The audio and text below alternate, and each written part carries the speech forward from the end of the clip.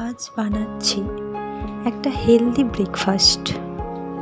তার জন্য প্রথমে একটা শসা কেটে নিলাম। এবার অল্প কিছু বাদাম ভেজে নেব, আর অর্ধেক একটা গাজর গ্রেট করে নিচ্ছে।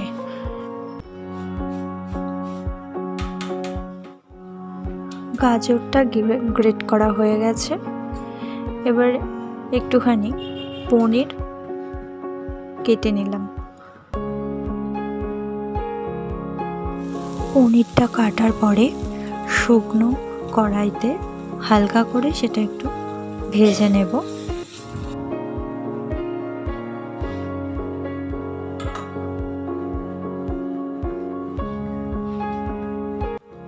এইদিকে রাত্রে ভিজিয়ে রাখা মুগ কড়াই ও কাঁচা ছোলাটা মেপে নিচ্ছি। মুগ কড়াইটা 60 গ্রাম মতো নিলাম এবং কাঁচা ছোলাটা 40 গ্রাম মতো নিয়ে নিচ্ছি। টোটাল 100 গ্রামের মতো নিয়ে নিলাম।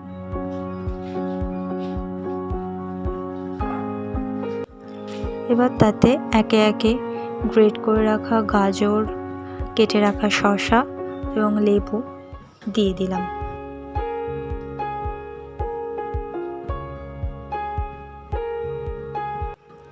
পনির আর বাদামটা ভাজা হয়েই এসেছে।